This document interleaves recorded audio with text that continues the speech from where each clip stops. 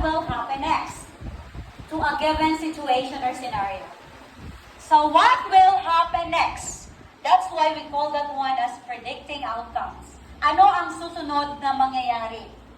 In this part, making prediction is when we use clues in the story to foresee what will happen next. There are two ways to predict an outcome.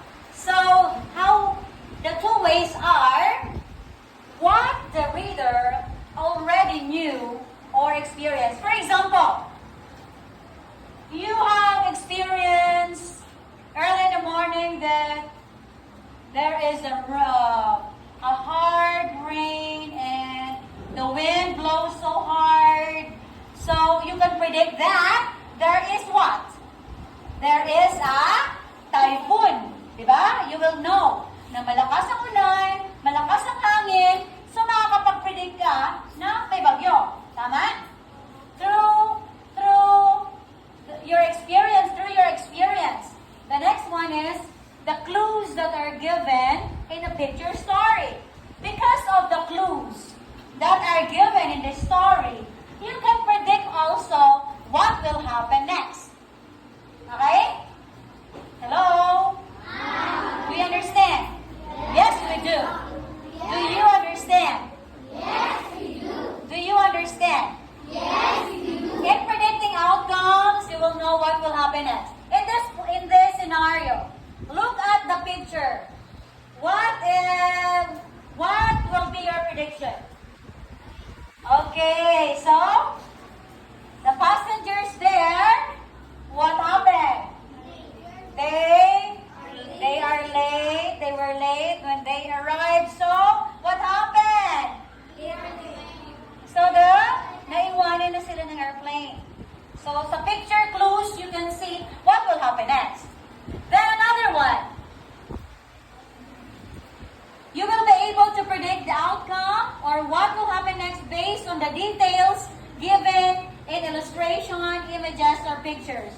The given pictures or the details also, you can predict that one.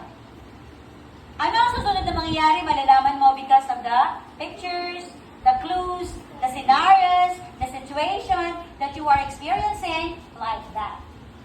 Then, here, let us read first. Okay, read the story carefully and answer the comprehension check and circle the letter of the correct answer. Now, this is the selection of a visit to the city. Mang Tibo had not visited the city lately. Every time he comes to the city, he would write his son a letter and he would pick him up at the station. Next, you read, because, go. Because, to surprise,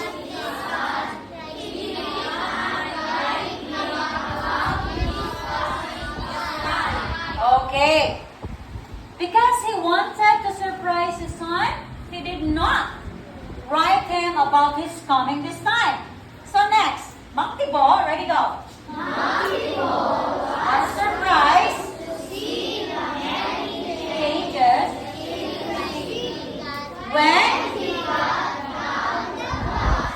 he, He got over the road. okay, because of the different changes of the city, when he got down, he did not know where to go. So, this is the activity 1, the first question. Let us read the first question. What? Will happen to Mommy after he gets down the bus? Okay, is it A? Wait, he will lose his way. B, he will enjoy looking around. And C, he will walk around the place. And letter D, he will stop and sit on a bench. On your own opinion, what will happen next? Don't say anything. I'm going to call somebody.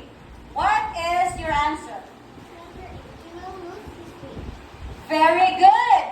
Is your answer, yeah, the correct answer is letter A, he will lose his way. You know how to predict because of that situation. Next one, number 2, let us read. After the incident, ready, go.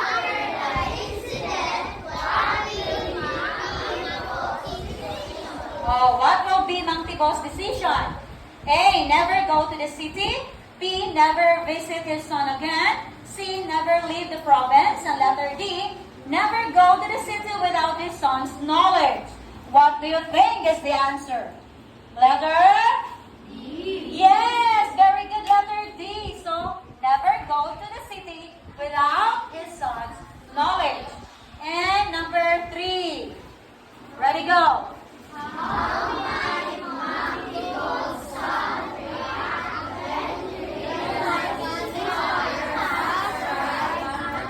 Okay, let us find out the reaction. The reaction of Mang Tibo's son when he arrived unannounced. Okay, the letter A, go. He will not be.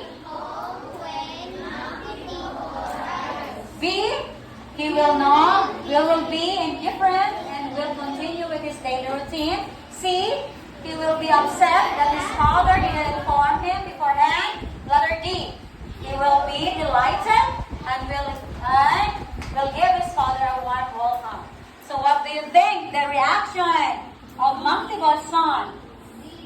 Letter D. Because letter D, and it can be also if Mang Tibo's arrive unnoticed naman, not the reaction. If Mang Tibo arrives na unnoticed, maybe he will not be home. The son of Mang Tibo will not be home when Mang Tibo arrives. What do you think? What do you think? Is it A or B? But the question is, what will be the reaction of Mang Tibo's son? If you are Mang Tibo's son, what will be your reaction?